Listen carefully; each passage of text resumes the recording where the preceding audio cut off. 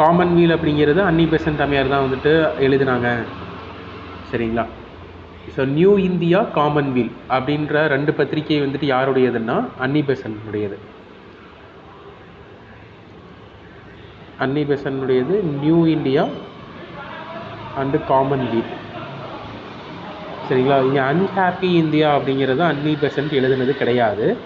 Suppose second one வந்துட்டு என்னென்னா தப்பு. சப்போஸ் 2 வந்துட்டு தப்புன்ட்டு தெரிஞ்சிருச்சுங்களா? ஸோ இப்போ ஆன்சர் மீதி இருக்கிறது 1 and 4 தான். ஸோ அதான் வந்துட்டு ஆன்சர். ஸோ இதெல்லாம் வந்து பார்த்திங்கன்னா நமக்கு ஒன்று தெரிஞ்சதுனாவே போதும். இந்த நாராயண்கிற பத்திரிகை யார் எழுதுனாங்கன்னு தெரியாது, அபுதயா பத்திரிகைங்கிறது யாருக்கும் என்னன்னு தெரியாது. ஆனால் இந்த அன்னி பெசன்ட் வந்துட்டு காமன்வீல் அண்டு நியூ இந்தியா அப்படிங்கிற பத்திரிகையை மட்டும்தான் எழுதுனாங்க. அப்படிங்கிறத வச்சு நம்ம என்ன பண்ணிடலாம் அப்படின்னா நமக்கு இதுக்கு ஆன்சர் பண்ணிட முடியும். சரிங்களா?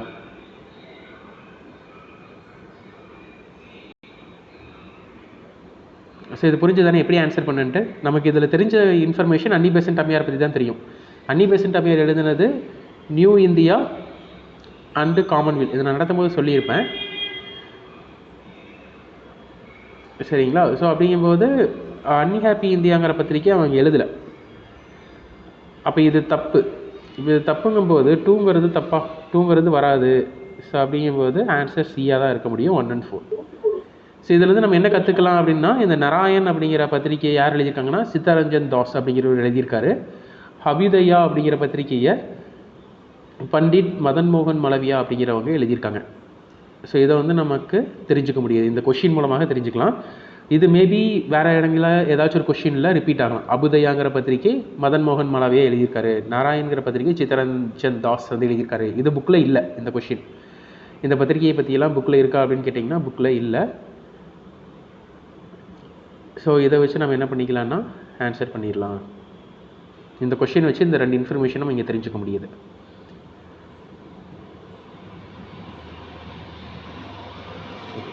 ஸோ இந்த கொஷின் நம்ம கிளாஸில் பார்த்துருக்கோம். ஸோ காந்தியை வந்துட்டு என்ன பண்ணியிருப்பாங்கன்னா, அவர் ட்ரெயினில் போயிட்டு இருந்திருப்பார்.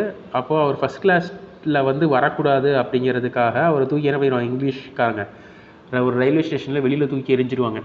அதுக்கு பிறகு தான் அவருக்கு வந்து இந்த மாதிரியான ஒரு டிஸ்கிரிமினேஷன் வந்துட்டு இருக்குது அப்படிங்கிறதே தெரியும். ஸோ பிரிட்டிஷ்காரங்களுக்கு ஒரு விதமான சலுகைகள் வந்து கிடைக்கிது, அதே வந்து இந்தியர்களுக்கு அந்த மாதிரியான மரியாதைகள் கிடைக்கிறதில்ல அப்படிங்கிறத வந்து அப்புறம் அப்போ தான் தெரிஞ்சுக்குவார். அதுக்கு பிறகு தான் வந்து பார்த்திங்கன்னா சத்தியாகிரகம் அப்படிங்கிற போராட்டங்கள் எல்லாத்தையுமே சவுத் ஆஃப்ரிக்காவில் போய் ஸ்டார்ட் பண்ணியிருப்பார். சரிங்களா? ஸோ எந்த இடத்துல அப்படின்னு கேட்டிங்கன்னா பீட்டர்ஸ்பர்க். சரிங்களா? ஸோ இந்த இடத்துல தான் வந்துட்டு அது நடந்திருக்கும். இந்த பாயிண்ட் தான் வந்துட்டு காந்தியினுடைய லைஃப்பில் ஒரு திருப்புமுனை அப்படின்னு வந்து சொல்லலாம்.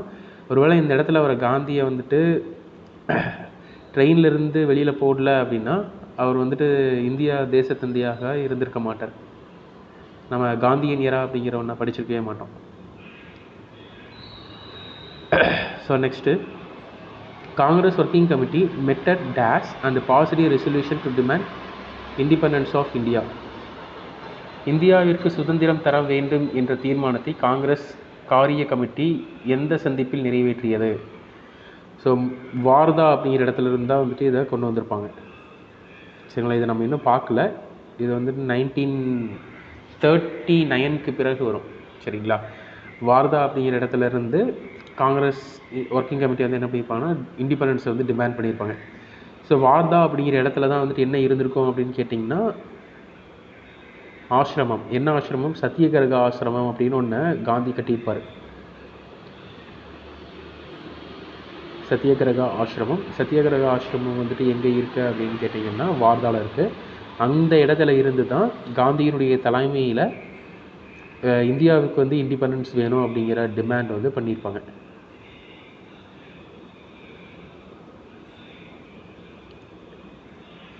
சரி, ஓகே. ஸோ இதில் வந்து நமக்கு தெரிஞ்சது என்னன்னு கேட்டிங்கன்னா இந்த சௌரி சௌரம் நல்லா தெரியும் நமக்கு. அப்போ இதை வச்சு இந்த கொஸ்டினை ஆன்சர் பண்ண முடியுமா அப்படிங்கிறத நம்ம பார்க்கலாம். ஸோ சௌரி சௌராக்கா என்ன ஆன்சர் வரும்? பிக்கு 4 வரும். ஸோ அப்போ வந்து முதல்ல பிக்கு 4 வர மாதிரியான ஆப்ஷன்ஸை மட்டும் எடுத்துக்கலாம். ஸோ பி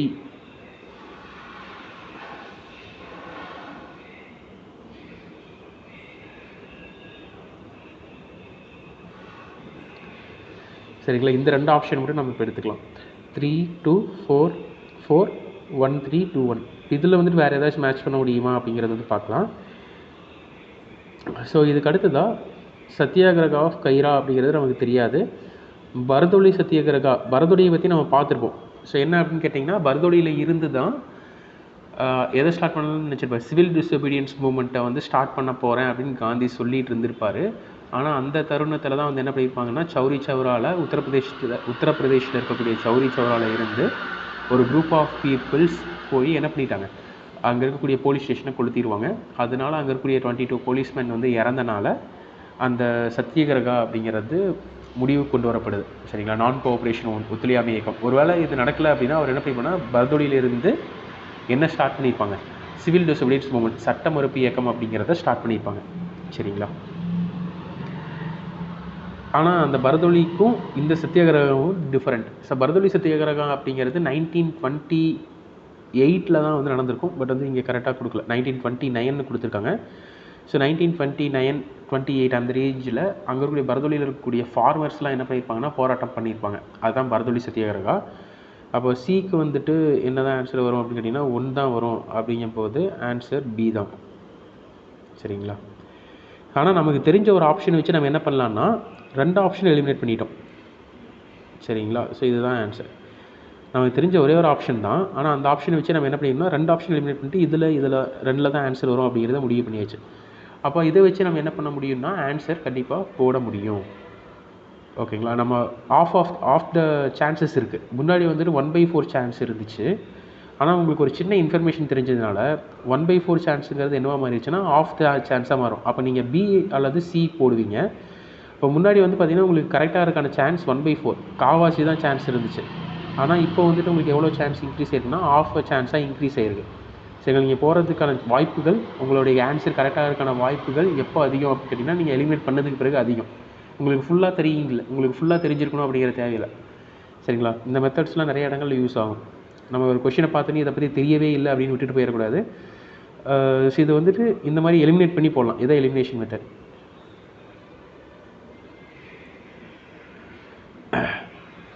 இந்த கொஷின் முன்னாடி நம்ம பார்த்துருக்கோம்னு நினைக்கிறேன். The technique of Satyagraha included various methods. Satyagraha யுக்தி பல்வேறு முறைகளை உள்ளடக்கியது. Which of the following were not included by Gandhi. சரிங்களா, பின்வரும் நூற்றில் எது காந்தியால் சேர்க்கப்படவில்லை.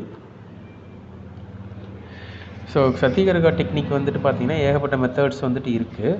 அதில் வந்துட்டு எதெல்லாம் காந்தியால் ஃபாலோ பண்ணப்படலை, எதெல்லாம் சத்தியாகிரகா மெத்தட்ஸ் இல்லை அப்படிங்கிறத வந்துட்டு கேட்குறாங்க.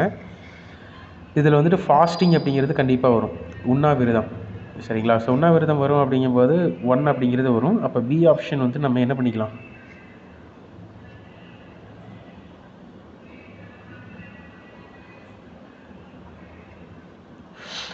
பிங்கிற ஆப்ஷனை எலிமினேட் பண்ணிக்கலாம். அப்போ 1 4 வரலாம், 1 3 வரலாம், 1 2 வரலாம். ஸோ இதுலேருந்து என்ன தெரியுது அப்படின்னா ஏதாச்சும் 1 தான் வரும்னு தெரியுது. இப்போ இந்த 3ல் ஏதாச்சும் 1 தான் வரும். அதில் வந்துட்டு எது கரெக்டாக இருக்கலாம் அப்படிங்கிறத மட்டும் நம்ம பார்த்தா போதும். ஸோ உண்ணாவிரதம் கண்டிப்பாக இருப்பார். அதுக்கடுத்து ஸ்கார்ச்டு எர்த் பாலிசி, எரித பூமி கொள்கை அப்படின்னா என்னன்னே புரியல, அப்படி தானே இருக்குது. அடுத்து நிலத்தடி நடவடிக்கைகள், அண்டர் கிரவுண்ட் ஆக்டிவிட்டீஸ், இது ரெண்டும் புரியாத மாதிரி இருக்குது. வேலை நிறுத்தம் வேணால் என்னவாக இருக்குது அப்படின்னு கேட்டிங்கன்னா ஓரளவுக்கு ஆப்டாக இருக்குது. ஸோ அப்போ அதுதான் சொல்லுங்கள்.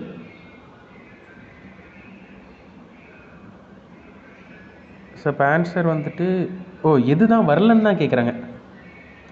ஸோ எது வரும்னு கேட்கல, எது வராதுன்னு தானே கேட்குறாங்க. ஸோ அப்போ ஃபாஸ்டிங் கண்டிப்பாக வரும்.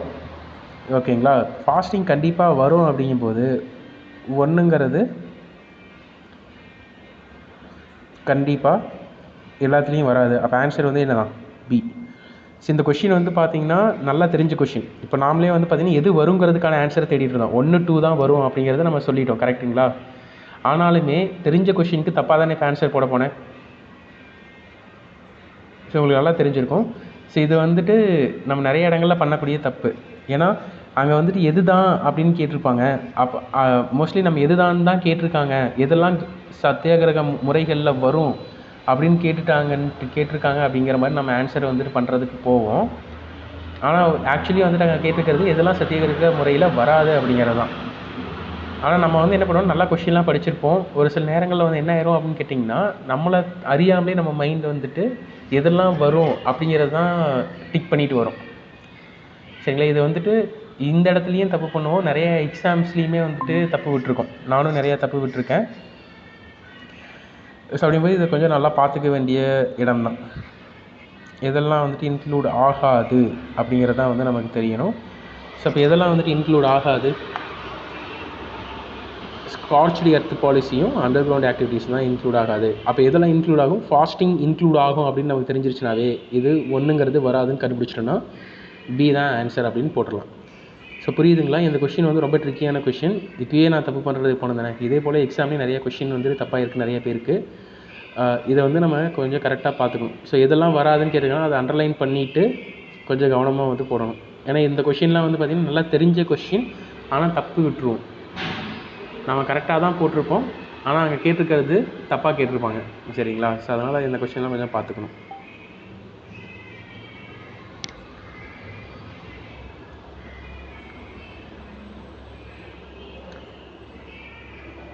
சரி, நெக்ஸ்ட் கொஷின். 1929 பிற்பகுதியில் உருவான உலகளாவிய மந்தநிலை இந்தியாவையும் பாதித்தது. சரிங்களா? ஸோ என்ன நடக்கும் அப்படின்னு கேட்டிங்கன்னா, 1929 கிரேட் டிப்ரெஷன் அப்படின்னு ஒன்று வந்திருக்கும். மந்தநிலை, பெரும் மந்தநிலை அப்படின்னு சொல்லுவாங்க.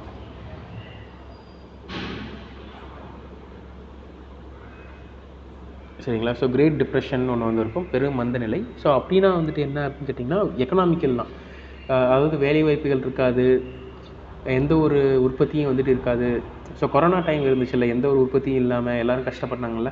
ஸோ அப்போ அந்த மாதிரியான ஒரு நிலை தான் கிரேட் டிப்ரெஷன் சொல்லுவாங்க. அது 1929 உலக அளவில் அந்த கிரேட் டிப்ரெஷன் வந்து வந்திருக்கும். அப்போ அதனால இந்தியாவும் பாதிக்கப்பட்டுச்சான்னு கேட்டோம்னா, ஸோ கண்டிப்பாக பாதிக்கப்பட்டுச்சு. சரிங்களா? ஸோ அப்போ கூற்று வந்துட்டு கரெக்டு தான். ஸோ அப்போ அதனால் என்ன காரணத்தினால வந்துச்சு அப்படின்னு கேட்டிங்கன்னா, குறிப்பாக விவசாய பொருட்களின் விலைகளில் மிக கடுமையான வீழ்ச்சி, இது கரெக்டு தான். ஒட்டுமொத்த ஏற்றுமதி சார்ந்த காலனித்துவ பொருளாதாரத்தில் பெரும் நெருக்கடியை கொண்டு வந்தது. ஸோ இதனால தான் வந்து பார்த்திங்கன்னா மந்தநிலை ஏற்பட்டுச்சு. ஸோ காரணமும் சரி, கூற்றும் சரி. ஸோ ஆன்சர் வந்துட்டு பி தான். ஏ மற்றும் ஆர் ஆகிய இரண்டும் சரி மற்றும் ஆர் என்பது ஏவிற்கு சரியான விளக்கமாகும். சரிங்களா? ஸோ அதான் கிரேட் டிப்ரெஷனாக வந்து இதில் விலை பொருட்கள், விவசாய பொருட்களுடைய விலையெல்லாம் குறைஞ்சிது. அப்போ எல்லோரும் என்ன பண்ணுவாங்க, என்ன நடந்திருக்கும், விவசாய பொருட்களுடைய அப்போ அந்த காலகட்டத்தில் எல்லாருமே விவசாயிகள் தான். விவசாயிகளுடைய விலை பொருட்கள் குறைஞ்சதுங்கும் போது அவங்களுக்கு பணமே கிடச்சிருக்காது, அவங்களே சாப்பாட்டுக்கே கஷ்டப்பட்டுருப்பாங்க. அப்போ அவங்க வேறு ஏதாச்சும் பொருட்கள் வாங்க முடியுமா?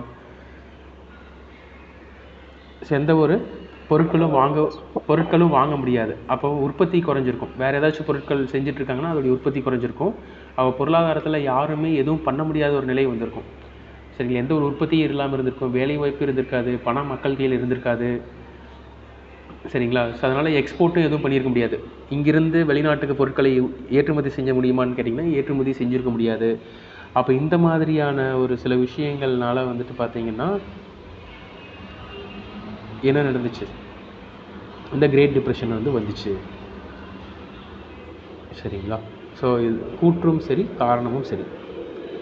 ஸோ நெக்ஸ்ட்டு ஜாலியன் வாலாபாக் மசாக்கரி எப்போ நடந்துச்சு? இந்த கொஷின்கெல்லாம் நீங்கள் பார்த்துனே ஆன்சர் சொல்லிடணும், பார்க்காமலே.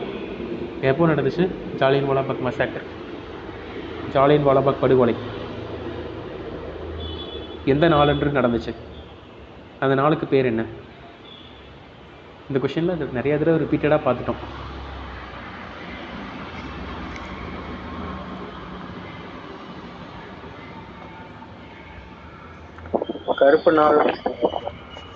கருப்பு நாள் வந்துட்டு ரவுலட் சத்தியாகிரகம் கொண்டு வந்த நாள் தான் கருப்பு நாள்.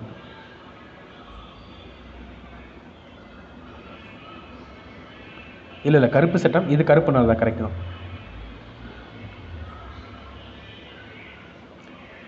பைசக்கி டே அப்படின்னு சொல்லுவாங்க இதை.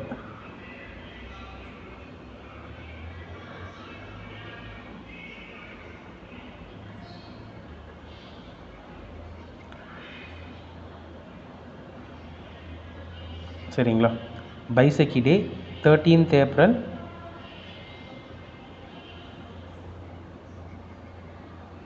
1919. ஸோ இந்த மாதிரி ஒரு சில தினங்கள்லாம் வந்து ரொம்ப முக்கியங்க. ஸோ இதுக்கான கதை தெரியும் தானே. ஸோ பைசக்கி டே எதுக்காக வந்துட்டு பைசக்கி டே அன்றைக்கி எல்லோரும் ஜாலியன் வாலாபாகில் கூடி இருந்தாங்க, எதனால் ரவுலட் சத்தியாகிரகம் அப்படிங்கிறத ஒன்று கொண்டு வந்திருப்பார் காந்தி. ஸோ ரவுலட் சத்தியாகிரகம் போராடின ஒரு சில தலைவர்களை வந்து என்ன பண்ணியிருப்பாங்கன்னா ஏப்ரல் 8 என்ன பண்ணியிருப்பாங்க, அரெஸ்ட் பண்ணியிருப்பாங்க.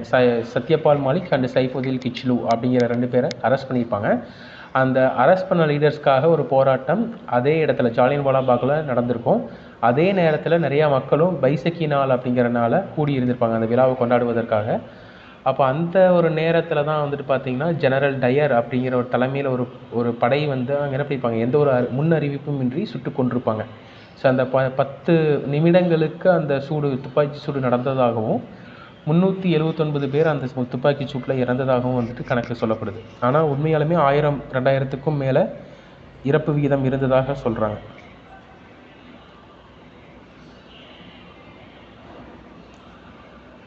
ஸோ சௌரி சௌரா இந்த இடத்துல நடந்துச்சு. சௌரி சௌரா எங்கே இருக்குது?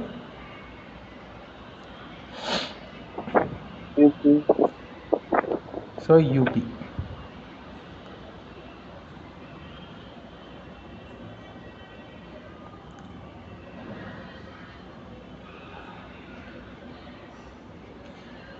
So Gandhi Irwin pact. So இது நம்ம கிளாஸில் இன்னும் நடத்தலை, ஆனால் போன கொஷின் பார்க்கும்போது நான் சொன்னேன். ஏன்னா 1927 சைமன் குழு அப்படிங்கிற ஒரு குழு வந்துட்டு என்ன பண்ணிப்பாங்கன்னா அமைச்சிருப்பாங்க. அந்த சைமன் குழு எதுக்காக அமைக்கப்பட்டுச்சுன்னா 1919 ஒரு சட்டம் வந்துச்சுங்களா, இரட்டையாட்சின்னு ஒன்று கொண்டு வந்திருப்பாங்க. அந்த சட்டத்தை ஆய்வு செய்வதற்காக ரிவ்யூ பண்ணிவிட்டு அந்த சட்டத்தில் இருக்கக்கூடிய அட்வான்டேஜஸ் என்ன, டிஸ்அட்வான்டேஜஸ் என்ன அப்படிங்கிறத பற்றி சொல்லுவதற்காக தான் வந்து பார்த்திங்கன்னா அந்த சட்டம் அப்படிங்கிறத கொண்டு வந்தாங்க. ஸோ கரெக்டாக அந்த குழுவை வந்து கொண்டு வந்திருப்பாங்க. ஸோ அந்த குழு வந்து பார்த்திங்கன்னா 1929 தான் ரிப்போர்ட் சப்மிட் பண்ணணும். ரிப்போர்ட் சப்மிட் பண்ணதுக்கு அந்த குழுவுடைய பரிந்துரையை என்ன பண்ணணும், டிஸ்கஸ் பண்ணணும், இந்தியர்களோடு டிஸ்கஸ் பண்ணி அதற்கேற்ற மாதிரி ஒரு சட்டம் கொண்டு வரணும். அப்படிங்கிறதுக்காக பிரிட்டிஷ் பாராளுமன்றம் ரவுண்ட் டேபிள் கான்ஃபரன்ஸ் வட்டமேசை மாநாடு அப்படிங்கிறத வந்துட்டு ஏற்படுத்தியிருப்பாங்க. ஸோ முதல் வட்டமேசை மாநாடு 1930 நடந்திருக்கும். ஆனால் அந்த வட்டமேசை மாநாட்டில் காங்கிரஸ் கலந்துக்க மாட்டாங்க. ஏன்னா காங்கிரஸ் வந்துட்டு ஒரு சில கோரிக்கைகள் வச்சுருந்துருப்பாங்க. ஆனால் அந்த கோரிக்கைகளை அப்போது இந்தியாவினுடைய வைஸ்ராயாக இருந்த இர்வின் வந்து ஒத்துக்க மாட்டார், அதை ஏற்றுக்க மாட்டார். அதனால் காங்கிரஸ் வந்து என்ன பண்ண மாட்டாங்க, அந்த முதல் வட்டமேசை மாநாட்டில் கலந்துக்க மாட்டாங்க. அதற்கு எதிராக சட்ட மறுப்பு இயக்கம், சிவில் டிஸ்ஒபீடியன்ஸ் மூமெண்ட் அப்படிங்கிறத ஸ்டார்ட் பண்ணியிருப்பாங்க. சரிங்களா. அப்போது இரண்டாவது வட்டமேசை மாநாட்டினாச்சும் காங்கிரஸை கலந்துக்க வைக்கணும் அப்படிங்கிறதுக்காக இர்வினும் காந்திக்கும் இடையில் ஒரு பேச்சுவார்த்தை நடக்கும். அந்த பேச்சுவார்த்தையினுடைய முடிவில் ஒரு ஒப்பந்தம் போடப்படும். அந்த ஒப்பந்தம் சைன் ஆனது தான் எப்போ அப்படின்னு கேட்குறாங்க.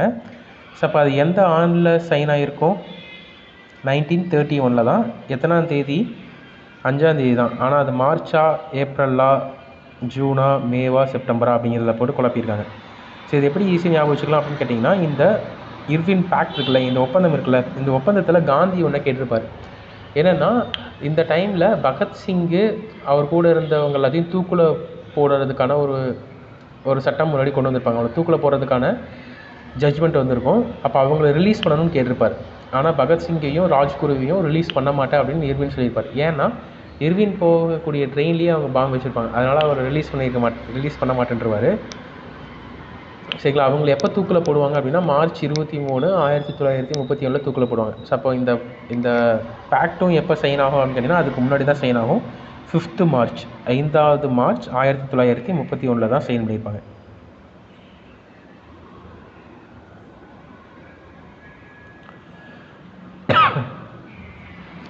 குதை கித்மகர் என்னும் இயக்கத்திற்கு தலைமை வகித்தவர் யார்? ஸோ இது ரொம்ப இம்பார்ட்டண்டான கொஷின், நிறைய இடங்கள் வரும். ஸோ இதை நல்லா தெரிஞ்சு வச்சுங்க. குதை கிட்மகர்ஸ் அல்லது சிவப்பு சட்டையினர்.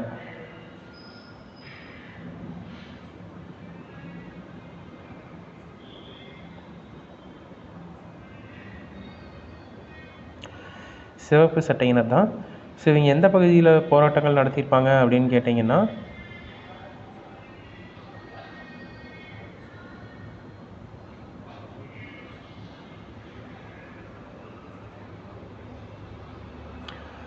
இந்த பகுதி இருக்குல்லங்க, பாகிஸ்தான் ஆப்கான் பகுதிகளில் போராட்டம் நடத்தியவர் தான் யாருன்னா சிவப்பு சட்டையினர். இது யார் அப்படின்னு கேட்டிங்கன்னா கான் அப்துல் காஃபர் கான். இவருக்கு இன்னொரு பேர் இருக்குது, ஃப்ரான்டியர் காந்தி, எல்லை காந்தி அப்படின்னு சொல்லுவாங்க.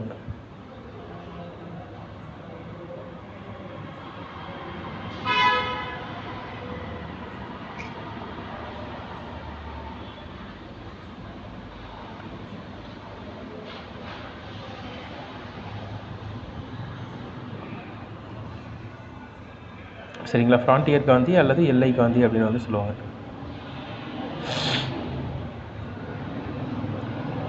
ஸோ நெக்ஸ்ட்டு, ஸோ இதில் நம்ம வந்துட்டு இது வரைக்கும் பார்த்துருக்கிறது வந்துட்டு எது அப்படின்னு கேட்டிங்கன்னா ஸ்வராஜ் பார்ட்டி அப்படிங்கிறத நம்ம பார்த்துருப்போம். அதே போல் கதர் பார்ட்டி அப்படிங்கிறத ஒரு கொஷினில் பார்த்தோம். சரிங்களா, ஸ்வராஜ் பார்ட்டி யார் ஆரம்பித்தாங்க அது நமக்கு தெரியுமா? யார், எப்போ ஆரம்பிச்சிருப்பாங்க? ஸ்வராஜ் பார்ட்டியினுடைய ஹிஸ்ட்ரி வந்து என்னன்னு தெரியுதா? சௌரி சௌராவுக்கு பிறகு கட்சி அரசியலில் ஈடுபடலாம், தேர்தல் அரசியலில் ஈடுபடலாம் அப்படின்னு ஒரு குரூப் சொல்லியிருக்கோம். ஒரு குரூப் வந்துட்டு தேர்தல் அரசியலில் ஈடுபடக்கூடாது, ஒரு கன்ஸ்ட்ரக்டிவ் ஒர்க்ஸில் வந்துட்டு நம்ம ஈடுபடணும் காந்தி சொன்ன மாதிரி அப்படின்னு ஒரு குரூப் சொல்லியிருக்கோம். அதில் வந்துட்டு தேர்தல் அரசியலில் ஈடுபடலான்னு சொன்னவங்க யாருன்னா மோதிலால் நேரு அண்டு அவர் கூட சிஆர் தாஸ் அப்படின்னு இருந்திருப்பாங்க. சரிங்களா, மோதிலால் நேரு அண்டு சிஆர் தாஸ். அதே பண்ணக்கூடாதுன்னு சொன்னவங்களை முக்கியமானவங்க வல்லபாய் பட்டேல், ராஜகோபாலாச்சாரி அவங்கெல்லாம். அப்போ அந்த பண்ணலாம் தேர்தல் அரசியல் ஈடுபடலான்னு சொன்னவங்க ஒரு கட்சியை ஆரம்பிக்கிறாங்க. அந்த கட்சியின் பேர் தான் சுயராஜ்ய கட்சி அல்லது ஸ்வராஜ் பார்ட்டி அப்படின்னு சொல்லுவாங்க. இப்போ இந்த ஒரு பாயிண்ட்டை வச்சுட்டு நம்ம என்ன பண்ணிடலாம்னா இங்கே எலிமினேட் பண்ணலாம். சிக்கு ஆன்சர் வந்துட்டு 2 தான். சிக்கு 2 தான் வரும். ஸோ ஆன்சர் வந்துட்டு டி தான். சரிங்களா, ஆன்சர் டி தான். நமக்கு ஒன்று தான் தெரியும், ஆனால் அதை வச்சு நம்ம என்ன பண்ணியாச்சு, ஆன்சர் வந்து போட்டாச்சு. அப்போ மற்றதுக்கெல்லாம் பாருங்கள், சுதந்திர கட்சி அப்படிங்கிறது எப்போ ஆரம்பிப்பாங்க அப்படின்னு கேட்டிங்கன்னா ராஜகோபாலாச்சாரி பேரில் ஆரம்பிச்சிருப்பாங்க. ராஜகோபாலாச்சாரி 1950 காலகட்டத்தில் 55க்கு பிறகு ஆரம்பிப்பாருங்க அதை. சரிங்களா, என்ன ஆகும் அப்படின்னு கேட்டிங்கன்னா காங்கிரஸில் அவர் வந்துட்டு முதலமைச்சராக இருந்திருப்பார். தமிழ்நாட்டினுடைய முதலமைச்சரும் யார் தான்? ராஜகோபாலாச்சாரி தான். அதாவது சுதந்திர தமிழ்நாட்டினுடைய முதல் தலைவர், முதல் சீஃப் மினிஸ்டர் யாருன்னா ராஜகோபாலாச்சாரி தான். சரிங்களா, ஸோ அப்போ ராஜகோபாலாச்சாரி நேரு, ஸோ இவங்க எல்லாருமே கொஞ்சம் ஃப்ரெண்ட்ஸ் மாதிரி தான். சரிங்களா, ஸோ அப்போ அந்த காலகட்டத்தில் ராஜகோபாலாச்சாரி தான் தமிழ்நாட்டில் ஒரு பெரிய லீடர். காங்கிரஸில் இருக்கக்கூடிய ஒரு முக்கியமான தலைவர்களில் யார் ஒருத்தர்னா ராஜகோபாலாச்சாரி, இன்னொருத்தர் யாருன்னா காமராஜர். சரிங்களா, ஆனால் ராஜகோபாலாச்சாரி தான் அதிகமான பவர்ஸ் இருந்துச்சு அப்போ அவர் தான் வந்து என்ன ஆகிருப்பார் அப்படிங்கிறத சீஃப் மினிஸ்டர் ஆகிருப்பார். சரிங்களா, ஸோ இதை பேஸ் பண்ணி குரூப் 2A மெயின்ஸில் ஒரு கொஷின் வந்துருந்துச்சு, இவர் எப்படி சீஃப் மினிஸ்டர் ஆனார்? ஸோ சீஃப் மினிஸ்டர் ஆகிறதுக்கு 2 வழிகள் இருக்குது. சரிங்களா, என்னென்ன வழி அப்படின்னு கேட்டிங்கன்னா, ஒன்று மக்களால் தேர்ந்தெடுக்கப்பட்டு சீஃப் மினிஸ்டர் ஆகிறது, இன்னொன்று மக்களால் தேர்ந்தெடுக்கப்படாமலே சீஃப் மினிஸ்டர் ஆகிறது. இவர் வந்து எப்படி ஆனார் அப்படின்னா மக்களால் தேர்ந்தெடுக்கப்படாமலே சீஃப் மினிஸ்டர் ஆனார். ஓகேவா, ஸோ அது ஏன் அப்படிங்கிறதெல்லாம் வந்துட்டு நான் நெக்ஸ்ட் கிளாஸில் சொல்கிறேன். நீங்கள் அப்போ வந்துட்டு என்னென்னு கேளுங்க. சரியா, அப்போ தான் உங்களுக்கு அது தெளிவாக புரியும். ஸோ அப்போ அவர் வந்துட்டு பார்த்திங்கன்னா பின்னாடி நாட்களில் அவர் என்ன ஆகிறாரு அப்படின்னு கேட்டிங்கன்னா காங்கிரஸில் அவருக்கான மரியாதை வந்து போகுது. ஏன்னா அவர் வந்துட்டு ஒரு கல்வி திட்டத்தை கொண்டு வந்திருப்பார். எலிமெண்ட்ரி எஜுகேஷன் ஆக்ட் அப்படின்னு ஒரு சட்டத்தை கொண்டு வந்திருப்பார். அது வந்து பார்த்திங்கன்னா எல்லாத்தினாலையும் வெறுக்கப்படக்கூடிய ஒரு சட்டமாக மாறிச்சு. ஏன்னா அதை தான் குலக்கல்வி திட்டம் அப்படின்ட்டு மாற்றிருப்பாங்க பேரை. ஆக்சுவலி அந்த சட்டம் வந்து என்ன சொல்லியிருக்கோம் அப்படின்னா, இப்போ ஒருத்தர் செருப்பு தைக்கிறவர் இருக்காருன்னா அவங்களோட பையன் ஆஃப் டே ஸ்கூலுக்கு வரணும், ஆஃப் டே போயிட்டு அவங்க அப்பா என்ன தொழில் செய்கிறாரோ அதை கற்றுக்கணும். சரிங்களா, அப்போ வந்துட்டு இதுலேருந்து என்ன தெரியுதுன்னா அந்த லீனியேஜ் வந்து வந்துருமா, இப்போ அவங்க அப்பா என்ன செய்கிறாரோ அதே தொழில் தான் அந்த பையனும் பின்னாடி நாட்களில் செய்கிற மாதிரியான ஒரு சூழ்நிலை வருவதுக்கான சான்சஸ் இருக்குது. இதை வந்துட்டு தான் என்ன பண்ணியிருப்பாங்கன்னா பெரியார் அந்த மாதிரியான பெரிய தலைவர்கள்லாம் குலக்கல்வி திட்டம் அப்படின்ட்டு அதை போட்டு குலக்கல்வி திட்டம் அப்படின்ட்டு வந்துட்டு அதை கிண்டல் பண்ணியிருப்பாங்க எல்லாருமே, எல்லா தலைவர்களும். அப்போ அதனாலேயே வந்து என்ன பண்ணியிருப்பாங்க, அது இல்லாமல் வந்துட்டு அவர் இந்தியை வந்து கம்பல்சரி ஆக்கியிருப்பார். இந்த மாதிரியான காரணங்கள்னால அவர் வந்து காங்கிரஸ்லேருந்து வெளியில் போக சொல்லிவிட்டு அதுக்கு பிறகு தான் வந்துட்டு காமராஜரை தமிழ்நாட்டினுடைய முதலமைச்சராக ஆக்கியிருப்பாங்க. சரிங்களா, இவர் வெளியில் வந்து காங்கிரஸ்லேருந்து வெளியில் வந்துட்டு அப்போ ஒரு கட்சியை ஆரம்பிச்சிருப்பார். அந்த கட்சி பேர் தான் சுதந்திர கட்சி. அடுத்த கதர் பார்ட்டி, கதர் கட்சி அப்படிங்கிறது சோஹன் சிங் பக்னா அப்படிங்கிற ஒருத்தர் ஆரம்பிச்சிருப்பாங்க. அடுத்த ஃபார்வர்ட் பிளாக், ஃபார்வர்ட் பிளாக் அப்படிங்கிறத வந்து பார்த்திங்கன்னா சுபாஷ் சந்திர போஸ் வந்து ஆரம்பிச்சிருப்பார். இது வந்து ஏன் ஆரம்பித்தார் அப்படிங்கிறத நான் பின்னாடி பார்க்கலாம். ஸோ நீங்கள் நாளைக்கு ஞாபகப்படுத்த வேண்டியது ராஜகோபாலாச்சாரி எப்படி சீஃப் மினிஸ்டர் ஆனார், அதுதான். அதை கொஞ்சம் ஞாபகப்படுத்துங்க.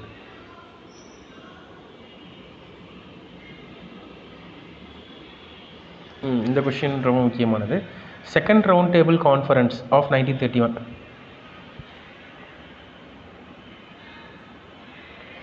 கிபி 1931 ஆண்டு இரண்டாவது வட்டமேசை மாநாடு நடைபெற்றது. இந்த வட்டமேசை மாநாடு நம்ம இப்போ தான் வந்து நம்ம ஒன்று பார்த்தோம். வட்டமேசை மாநாட்டில் இரண்டாவது வட்டமேசை மாநாட்டில் யார் போய் கலந்துக்கிட்டாங்கன்னு காந்தி போய் கலந்துட்டு இருந்திருப்பார். கரெக்டாக? காந்தி போய் கலந்துக்கிறதுக்கு முக்கியமான காரணமாக இருந்தவங்க இர்வினுக்கும் காந்திக்கு இடையில் ஒரு ஒப்பந்தம் சைன் ஆச்சு. அதனால தான் போய் கலந்துக்கிட்டார். சரிங்களா? இது ஞாபகம் வச்சுக்கோங்க. இப்போ பாருங்கள், அப்போது காந்திக்கும் இர்வின் வந்துட்டு அப்போ யாருன்னா இந்தியாவினுடைய வைஸ்ராய். அவங்க 2 பேரும் கையெழுத்து போட்டு ஒப்பந்தம் பண்ணிக்கிட்டனால தான் வந்து என்ன நடக்குது, செகண்ட் ரவுண்ட் டேபிள் கான்ஃபரன்ஸில் காந்தி போய் கலந்துக்கிட்டார். ஆனால் கலந்துக்கிட்டாலுமே கூட என்ன கிடைக்கல அப்படின்னு கேட்டிங்கன்னா, காந்தி என்னென்னலாம் கேட்டாரோ அதெல்லாம் எதுவும் கிடைச்சிருக்காது. அதனால் அவர் வந்துட்டு அதிருப்தியாக தான் இந்தியாவுக்கு வந்து சட்டமறுப்பு இயக்கத்தை திரும்ப ஸ்டார்ட் பண்ணியிருப்பார். சரியா? இதுதான் வந்துட்டு அப்போ நடந்தது. அப்போ அதை வச்சுட்டு இது கொஸ்டின் பாருங்கள். வெல்லிங்டன் பிரபு இந்தியாவின் வைஸ்ராயாக இருந்தபோது நடைபெற்றது. சரிங்களா? வெல்லிங்டன் பிரபு இந்தியாவின் வைஸ்ராயாக இருந்தபோது தான் இரண்டாவது வட்டமேசை மாநாடு நடந்தது. நமக்கு என்ன தோணும், வைஸ்ராயா இர்வினும் காந்தியும் தான் வந்து பார்த்திங்கன்னா ஒப்பந்தம் போட்டிருக்காங்க. அப்போது ரவுண்ட் டேபிள் கான்ஃபரன்ஸ் நடந்தபோதும் இர்வின் தானே வைஸ்ராயாக இருந்திருக்கணும். ஆனால் நடக்கும்போது இர்வின் மாற்றிடுவாங்க. அப்போ யார் வந்துடுவாங்கன்னா வெல்லிங்டன் வந்துடுவார். சரிங்களா? இது போன இயருக்கு முந்தின இயர் நடந்த குரூப் 2ல் கேட்ட கொஷின், ப்ரிலிம்ஸில் கேட்ட கொஷின். இதில் வந்து நான் தப்பு பண்ணிட்டு வந்தேன். ஏன்னா அப்போ வந்துட்டு இர்வின் தானே இருந்தார் அப்படின்னு தானே நமக்கு தெரியும். புக்கில் இது இல்லை. ஸோ அப்போ இர்வின் தானே அப்போ இருந்தார். வட்டமேசை மாநாடு, இரண்டாவது வட்டமேசை மாநாட்டுக்கு காந்தி போகிறதுக்கு காரணம் இர்வினுக்கும் காந்திக்கும் நடந்த அந்த ஒப்பந்தம் தான். அப்போ இர்வின் தான் இந்த இடத்துல வருவார், வெல்லிங்டன் வரமாட்டார் அப்படின்னு நான் இதை வந்து தப்பாக போட்டு வந்தேன். ஆனால் ஆன்சர் வந்து வெல்லிங்டன் தான். இர்வின் வந்து ஒப்பந்தம் போட்டதோட வெளியில் கிளம்பிடுவார். அதுக்கு பதிலாக வெல்லிங்டன் வந்ததுக்கு பிறகு தான் கான்ஃபரன்ஸ் வந்து நடக்கும். சரிங்களா? அடுத்து இந்திய தேசிய காங்கிரஸின் பிரதிநிதியாக யார் அங்கே போனாங்க? காந்தி தான் இந்த மாநாட்டில் கலந்துக்கிட்டாங்க. சப்போ இதுவும் கரெக்ட்.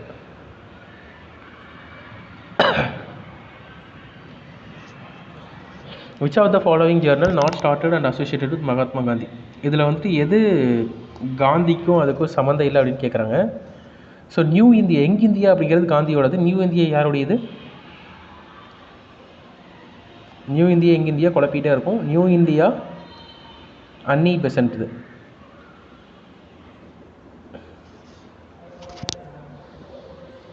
சரிங்களா? நியூ இந்தியா யாருடையது? நியூ இந்தியா அன்னி பெசன்ட்டோடது. யங் இந்தியா யாருடையது? காந்தியோடது. இங்கே நாட் ஸ்டார்டட்னு தான் கேட்டிருக்காங்க. நம்ம என்னென்னா காந்தி ஸ்டார்ட் பண்ணார் அப்படின்னா யங் இந்தியா தான் நமக்கு நல்லா தெரிஞ்சதாக இருக்குது. அப்படி வந்து யங் இந்தியா காந்தியோடது தான் அப்படின்னு நம்ம போட்டு வந்துடுவோம். சரிங்களா? அப்போ இது நாட் ஸ்டார்டட் அப்படிங்கிறத நம்ம அண்டர்லைன் பண்ணிக்கணும் எப்போவுமே. அப்போ தான் நமக்கு ஞாபகம் வரும்.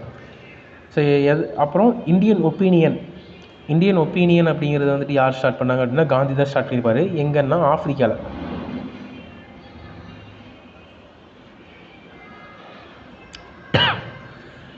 சரிங்களா? இப்போ இதில் வந்து நவஜீவன் வருமா, இந்துஸ்தான் டைம்ஸ் வருமா? இது நம்ம ரெண்டுமே நம்ம பார்த்துருப்போம். இந்தியன் ஒப்பீனியன், யங் இந்தியாலாம் பார்த்துருப்போம். பட் வந்து இது ரெண்டும் நமக்கு தெரியாது.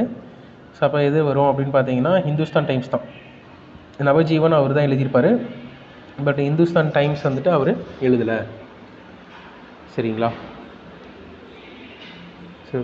ஸோ 30 மினிட்ஸ் ஆயிடுச்சு. Name the committee appointed by the British government to enquire about the Jallianwala Bagh massacre.